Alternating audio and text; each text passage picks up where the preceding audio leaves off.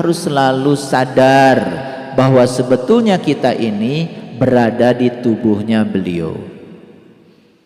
Sebetulnya bukan Allah yang ada dalam diri kita, kita ini ada dalam dirinya Allah.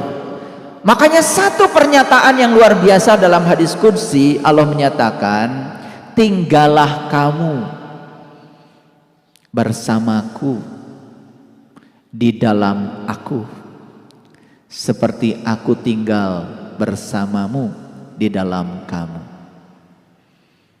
Nah, kesadaran untuk selalu manunggal bersama Allah setiap ruang dan waktu itu akan membantu kita untuk selalu eling.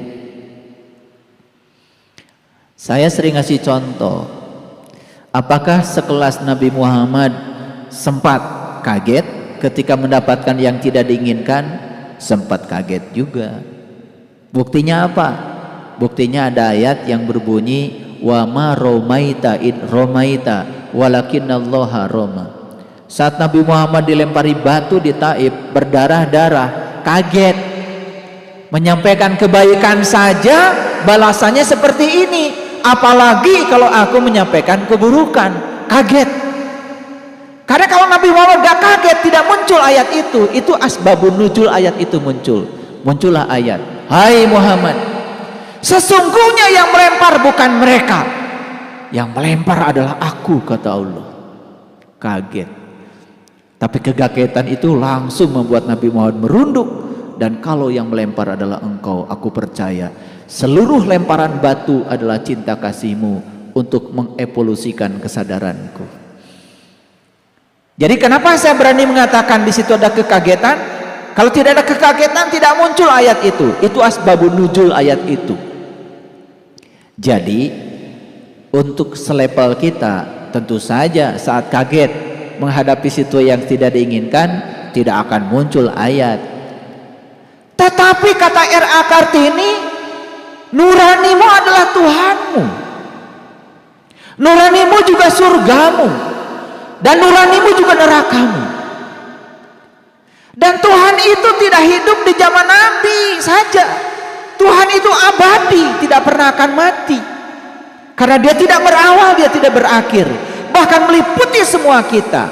Cuman bahasanya bukan ketiban ayat tentu untuk level kita. Bahasanya nurani kita mengingatkan kita. Dan kapan nurani itu mengingatkan kita? Kalau sering didengar. Kalau nurani itu tidak sering didengar, sering diabaikan, lalu menjadi bebal. Jadi jangan salah ketika kita mendapatkan situ yang tidak diinginkan, kok sulit sekali untuk menerimanya, karena nuraninya jarang dilatih, jadi bebal. Itu ya. Jadi sekarang sadarlah, la ilaha illallah, la ilaha illallah, la ilaha illallah. Yang mana yang bukan dia? Yang mana yang bukan dia? Jadi ketika ada peristiwa apapun langsung ya, la ilaha illallah, usah keras-keras. Tetapi langsung batin kita mengatakan yang mana yang bukan dia, yang nyata dia, yang tidak nyata dia. Tidak ada satu peristiwa pun yang tidak ada kehadirannya. Ini mah Allah sedang meningkatkan kesadaran saya. Dan yang luar biasa, ini hukum alam. Hukum alam. Semakin besar potensi untuk marah, semakin besar potensi untuk meningkatkan kesadaran. Kalau bisa memanage energinya. Ya. Ulangi lagi. Semakin besar potensi kita untuk marah, karena hal yang datang ini sangat menyebalkan bagi kita. Kalau kita bisa memanage energinya, semakin besar potensi untuk meningkatkan kesadaran kita. Ini hukum alam. Tapi apa yang terjadi? Semakin besar potensi untuk kita marah, semakin besar marah kita. Tapi bagi yang sadar, ini kesempatan buat saya melakukan akselerasi kesadaran. Jadi, luar biasa. Coba para sahabat, kalau sesuatu yang terjadi itu potensi untuk marahnya kecil, dan kemudian kita sadar dan tidak jadi marah karena energi kemarahan diubah menjadi energi cinta kasih, kecil tapi potensi kemarahannya, sedikit kesadaran kita naiknya. Sekarang saya mau tanya, para sahabat ingin cepat gak naik kesadarannya atau mau kecil-kecil saja? Jawab yang kencang. Kurang kencang. Nah, saya doakan semoga jalannya segera datang, yaitu segala hal yang tidak diinginkan akan datang dan potensinya besar. Awas jangan sembarang loh. Ngaji itu jangan sembarang ngasal aja, betul nggak? Semakin besar untung yang akan kita dapat, semakin besar resiko yang harus kita tanggung. Kalau ingin untungnya besar, bisnisnya harus gede-gedean, resikonya besar, modalnya besar. Itu hukum alam. Tidak ada yang risiko kecil untungnya besar. Ya, saya mau jualan apa? Saya mau jualan gehu saja. Berapa biji? 10 biji aja. Beli tahu 10, beli toge setengah ons. Udah, dat. Yang penting 10 kebagian toge. Kan namanya juga gehu. Maknya togean. Ya, dibungkus pakai terigu sedikit. Minyaknya ya cukup 2 ons.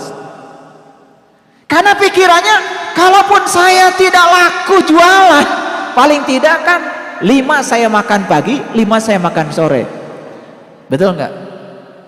Orang yang semacam itu ya tentu saja tidak akan dapat untung yang besar, tidak akan tiba-tiba dapat uang datang 100 juta gitu.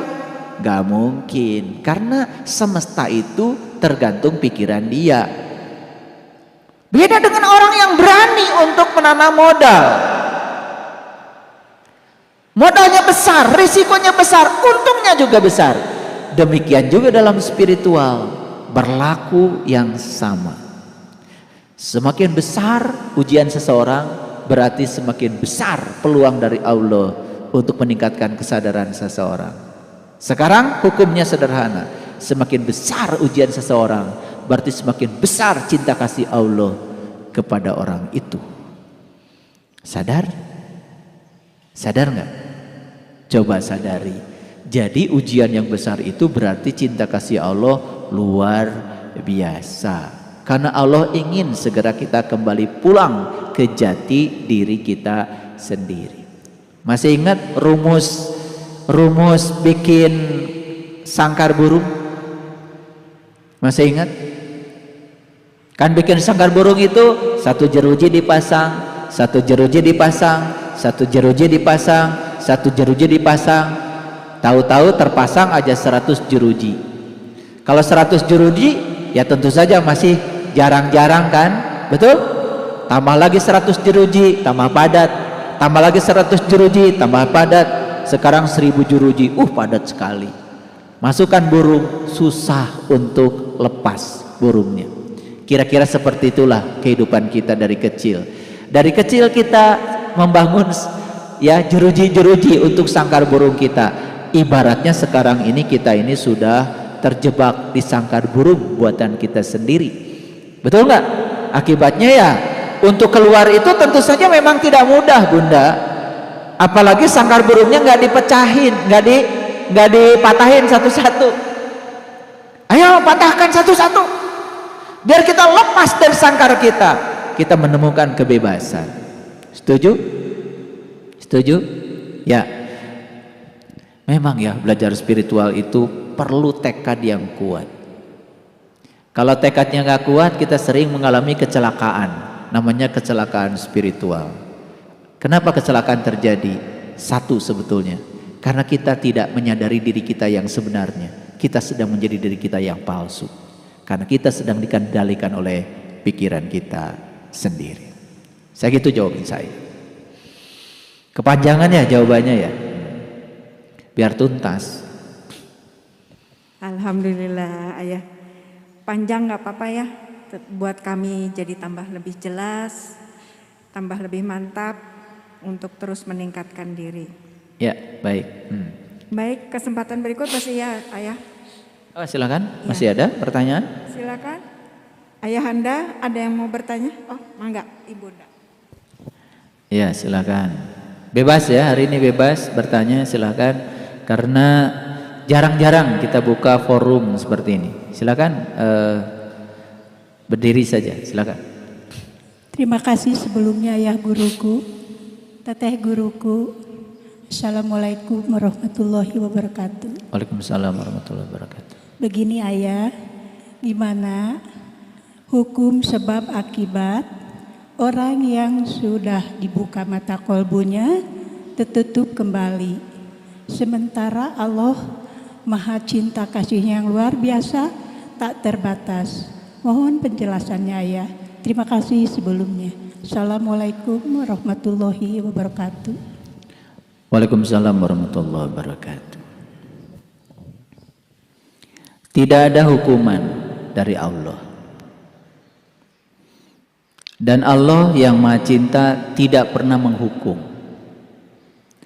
Allah itu hanya mengingatkan kita saja supaya kita sadar. Jadi segala peristiwa yang terjadi dalam kehidupan tergantung sudut pandang kita. Apakah kita mau menganggap peristiwa itu sebagai momen untuk mengingatkan kesadaran kita, atau kita mau menganggap yang namanya peristiwa itu sebagai hukuman? Sayang sekali banyak manusia yang menganggap sesuatu yang tidak enak datang dalam kehidupan sebagai hukuman. Dan yang luar biasa, hukuman itu kemudian dijadikan Allah sebagai kambing hitamnya. Kan itu sebetulnya sesuatu yang kontradiktif. Di satu sisi mengatakan Allah Maha Cinta, Maha Pengasih, Maha Penyayang, dan Allah itu tak ternoda oleh apapun.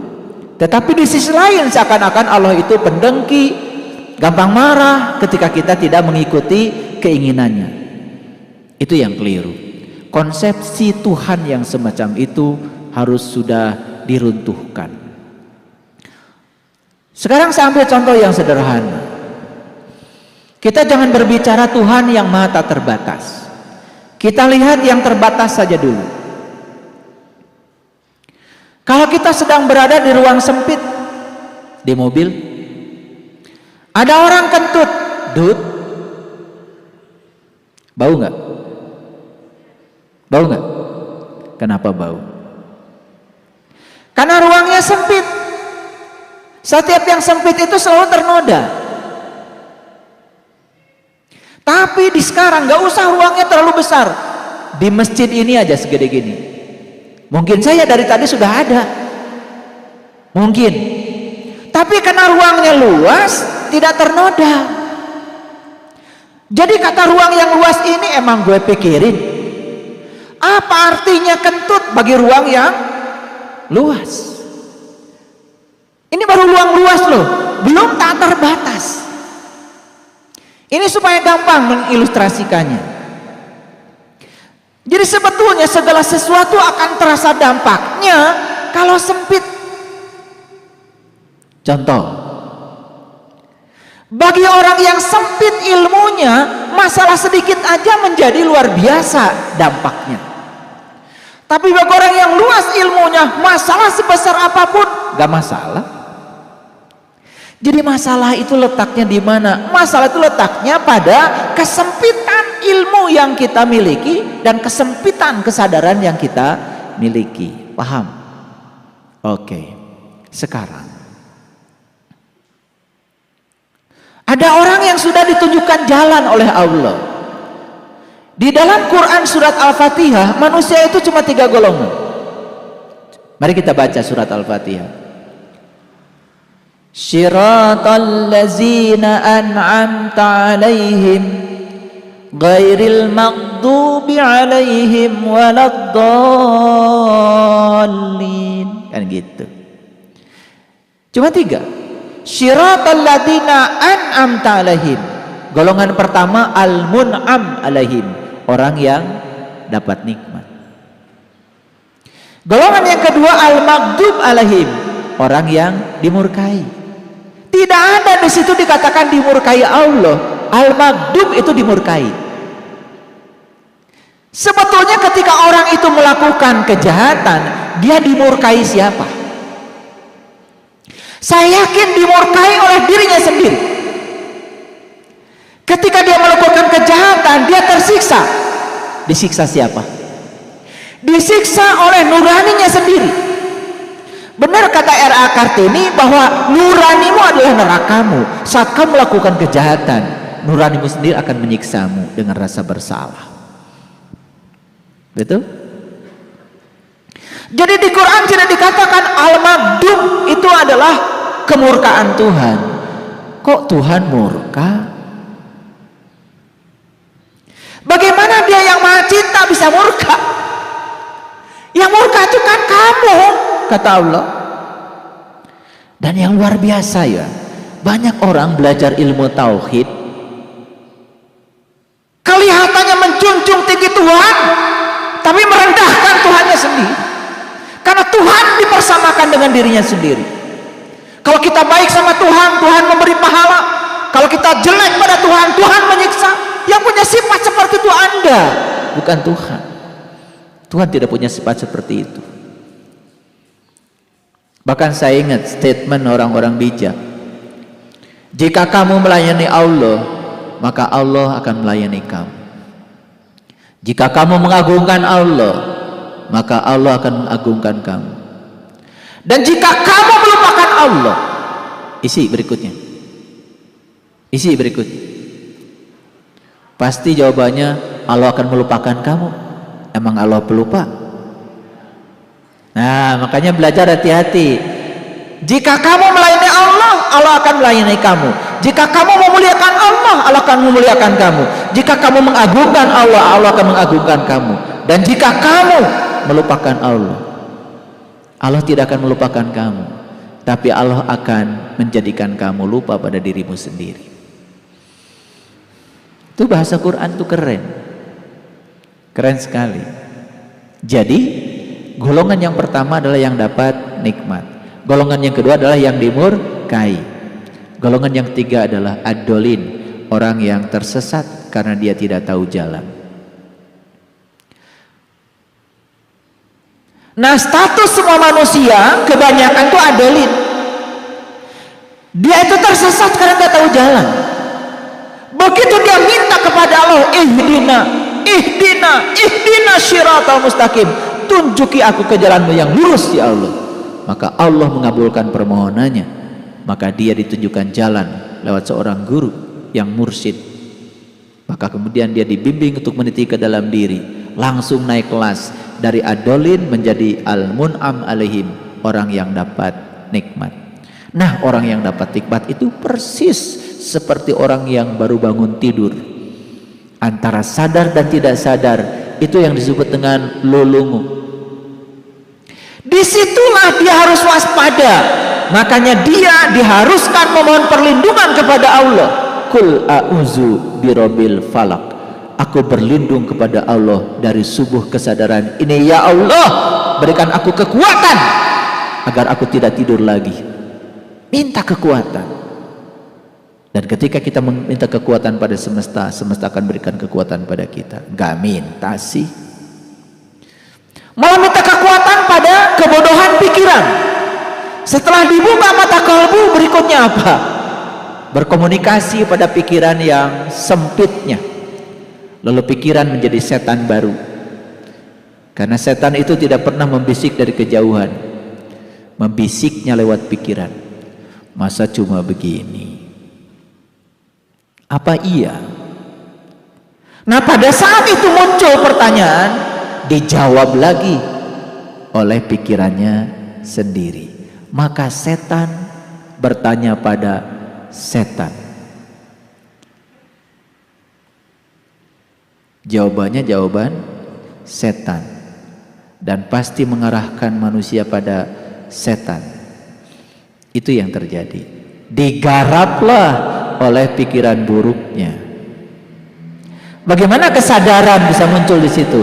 Gak akan muncul. Lalu kemudian dia berpaling dari yang ditujukan tadi. Terus pertanyaan tadi, gimana hukumnya kalau dia berpaling? Bagaimana Allah terhadap dia? Jelas, jawaban saya sangat jelas. Allah tidak akan menghukumnya, tetapi dia akan dihukum oleh pilihannya sendiri. Jadi ibaratnya gini, sudah dialiri listrik rumah kita, lampu nyala. Besok-besok saya tidak suka nyala lampu, tolong dong PLN putusin aja, gelap-gelapan aja. Ya namanya di kegelapan. Jadi manusia yang hidup dalam kegelapan itu persis seperti orang yang nyetir matanya ditutup. Kebayang nggak? Coba ada orang yang nyetir mobil, nyetir motor, matanya ditutup, kebayang nggak? Kebayang ya?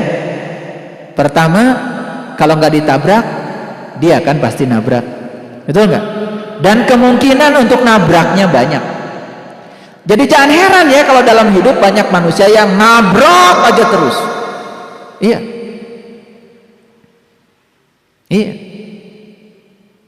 Main labrak aja kan? Betul nggak? Iya. Katanya kata si A, kamu katanya kurang cantik. Kurang ajar. Baru kurang cantik tuh.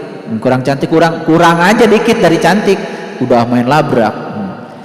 Itu persis seperti orang yang mengendarai mobil dengan mata tertutup. Itulah kegelapan. Nah, pertanyaannya, kenapa sih orang itu harus mengalami kegelapan? Biarkan saja. Dia nanti akan tahu dari pengalamannya gimana hidup dalam kegelapan. Apakah ketika seseorang itu berpaling dan memasuki kegelapan buruk? Buruk apa tidak? Tidak. Hati-hati. Tidak buruk. Karena lewat kegelapan dia akan diajarkan bagaimana pengalaman dia hidup dalam kegelapan. Maka suatu saat pasti dia akan mencari terang lagi. Ini udah tingkat tinggi nih bicara. Saya tidak berbicara dualitas lagi, berbicara evolusi. Saya tidak menganggap kegelapan sebagai buruk, tidak. Kegelapan itu hanya jalan untuk menuju cahaya. Ketika kita sudah di level ini, tauhid kita sudah keren. Kenapa? Karena kita tidak membenturkan lagi setan dengan Tuhan.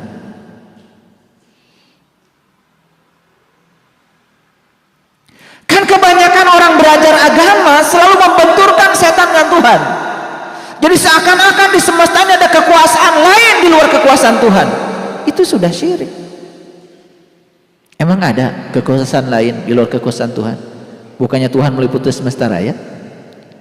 Jadi yang ada itu cuma pernyataan seperti ini. Kehadiran cahaya atau ketidakhadiran cahaya. Cuman itu saja. Kehadiran cahaya itu yang disebut dengan terang. Ketidakhadiran cahaya disebut dengan kegelapan. Apakah di semesta ada kejahatan? Tidak ada. Yang ada adalah ketidakhadiran cahaya saja. Dan kenapa orang harus mengalami pengalaman dalam ketidakhadiran cahaya? Biarkan dia mengalami sendiri. Ayo, apakah orang nganggur itu buruk? Tidak. Biarkan saja. Dia ngejalanin sendiri, merasakan sendiri. Gimana sih rasanya nganggur? Betul nggak? Betul nggak? Nah setelah dia mengalami pengalaman tentang rasanya nganggur, kan timbul kebijaksanaan. Dan nganggur itulah yang membuat dia keluar dari pengangguran menjadi orang yang aktif bekerja. Apakah aktif bekerja baik? Baik apa tidak? Kan tidak ada baik buruk. Itu hanya evolusi kesadaran. Itu hanya soal pilihan. Dan ketika dia bekerja banyak uang, bisa menyantuni banyak orang, kan dia jadi bahagia, betul nggak? Dan dia sendiri diajarkan dengan itu lewat semesta. Itu kebijaksanaan. Hati-hati, kebijaksanaan bisa muncul pada peristiwa yang disebut baik, pada peristiwa yang disebut buruk. Ya toh? Tidak ada positif kalau tidak ada negatif.